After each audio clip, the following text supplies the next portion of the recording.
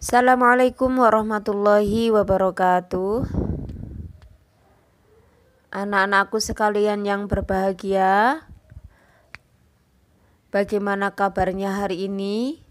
Semoga kalian bersama keluarga diberi kesehatan dan selalu tetap semangat untuk mengikuti pembelajaran secara online.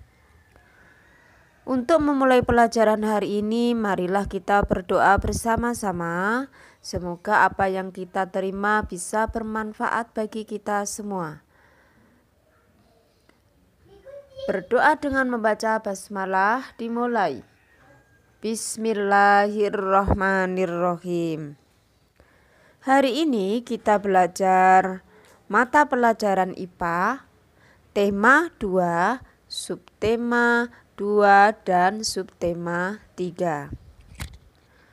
Adapun materi yang kita pelajari hari ini yaitu beberapa macam gangguan pernafasan dan cara memelihara organ pernafasan manusia. Adapun tujuan pembelajaran pada hari ini yaitu supaya siswa dapat mengetahui faktor penyebab terjadinya gangguan pernafasan pada manusia. Tujuan yang kedua yaitu supaya siswa mengetahui jenis penyakit yang mengganggu organ pernafasan manusia.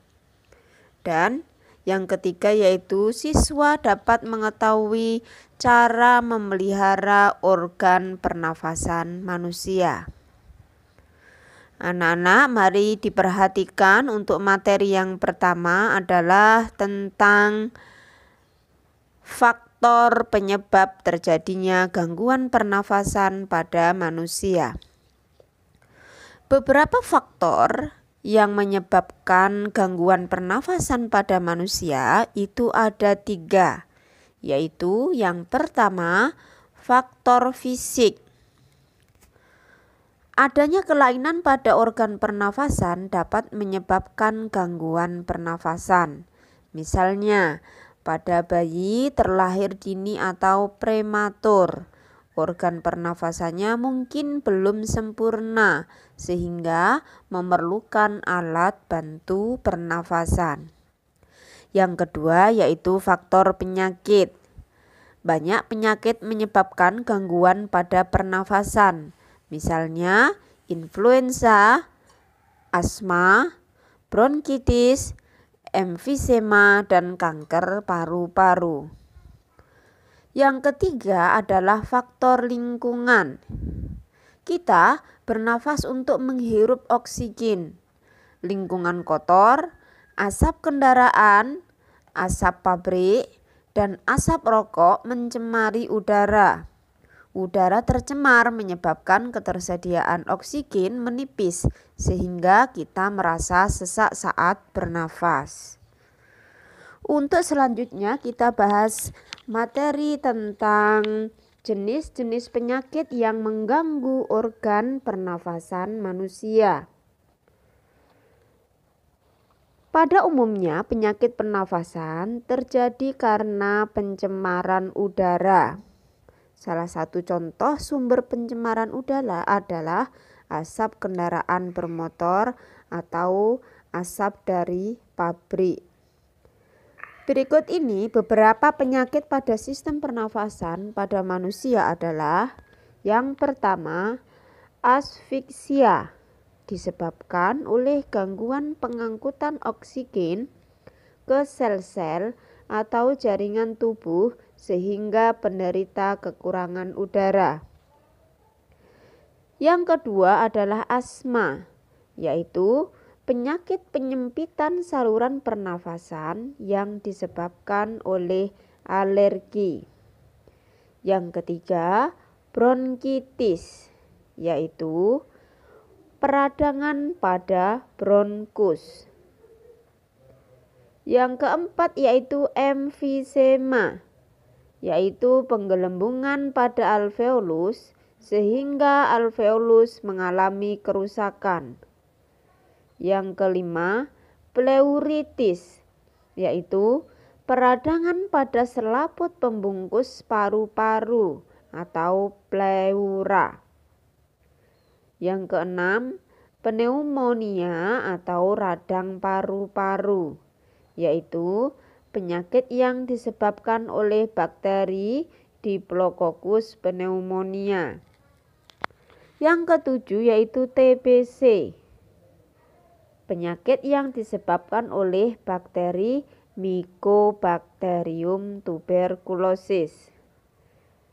Yang kedelapan yaitu influenza, yaitu penyakit yang disebabkan oleh virus influenza.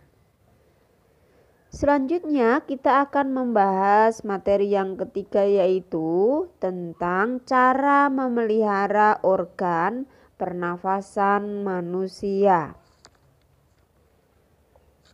Kita berusaha selalu menjaga kesehatan organ pernafasan. Saat sakit kita perlu segera berobat.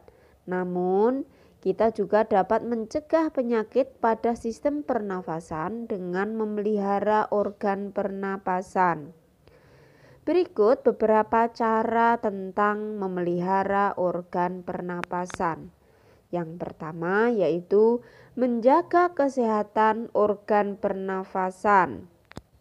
Bisa dilakukan dengan cara makan makanan bergizi agar daya tahan tubuh terjaga baik, berolahraga secara teratur supaya alat-alat pernafasan terlatih baik sehingga dapat bekerja dengan baik. Kemudian, cara menjaga kesehatan organ pernafasan yaitu istirahat cukup dan posisi tidur benar, yaitu miring ke kanan dan jangan telungkup.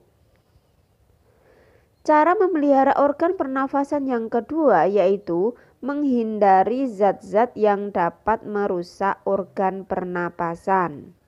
Antara lain bisa dilakukan dengan cara yang pertama, tidak merokok dan menghindari paparan asap rokok karena banyak mengandung racun. Yang kedua, menggunakan masker saat berada di lingkungan kotor.